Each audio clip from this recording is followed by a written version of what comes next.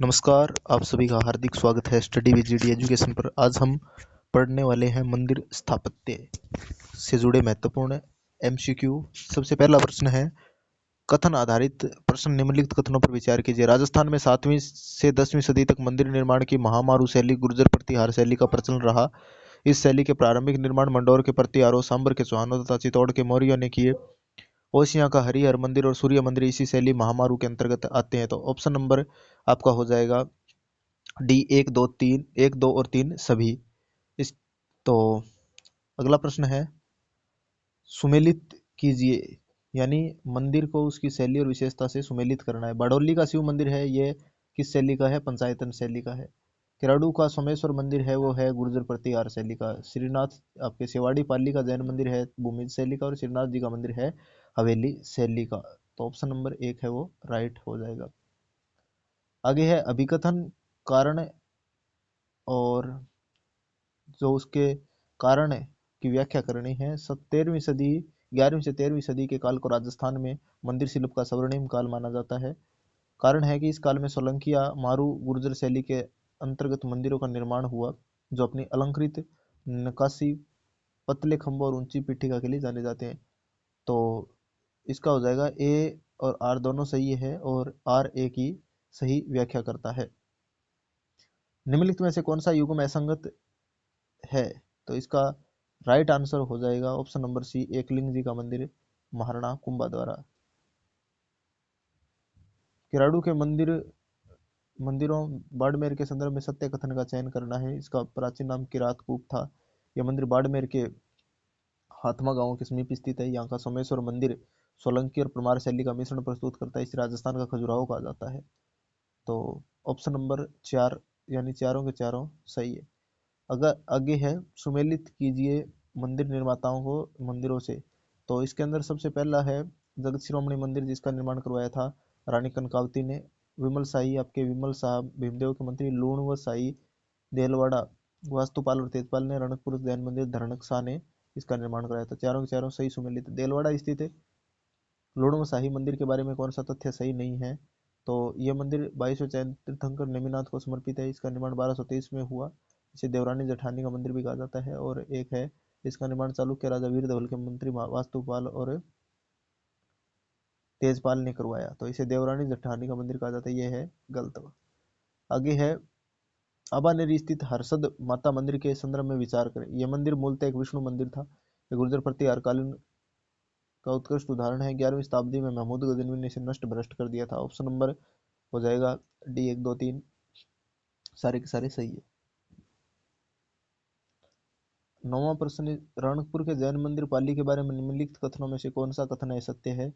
इस मंदिर का निर्माण महाराणा कुंभा के शासनकाल में हुआ। पहला स्टेटमेंट है, ये 1444 खंभों पर टिका होने के कारण खंभों का अजायब घर कहलाता है।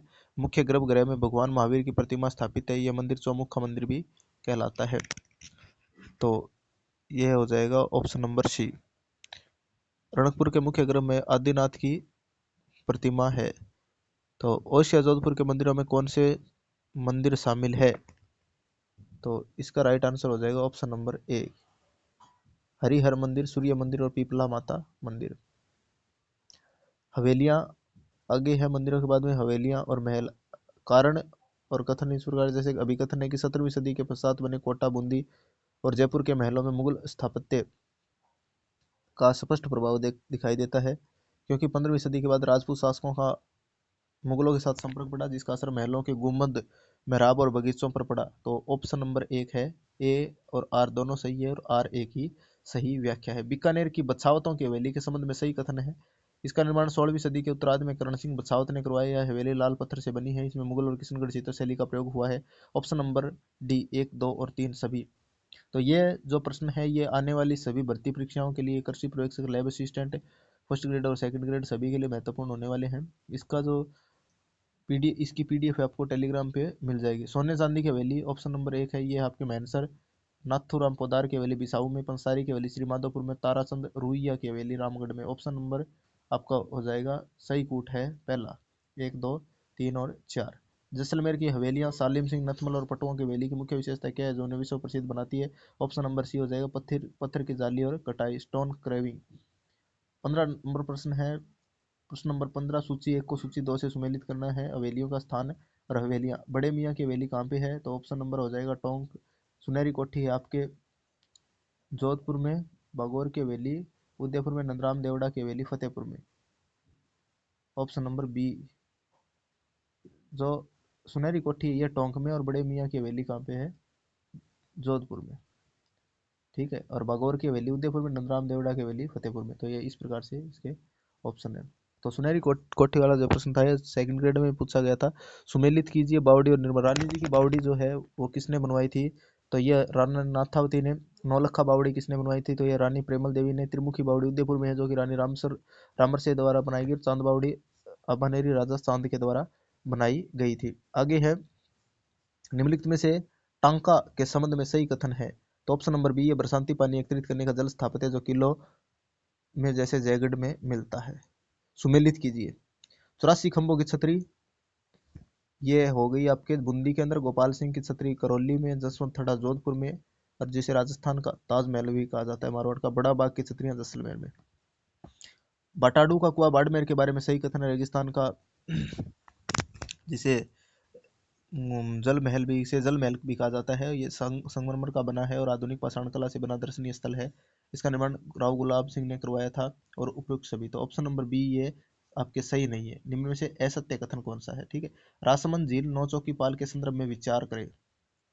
इसका निर्माण 11वीं सदी में हुआ। इसके उत्तरी भाग पर नौचौकी नामक 3 भाग वाली 3 छतरियां बनी है। यह दक्षिण कला की दृष्टि से अनुपम है।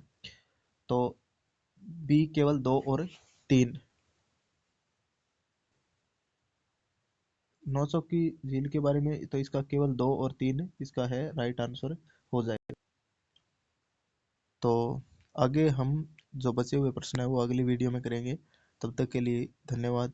Thank you so much. और वीडियो अगर आपको पसंद आई तो वीडियो को शेयर अवश्य करें ताकि ऐसा ही क्वालिटी कंटेंट आपको मिलता रहे।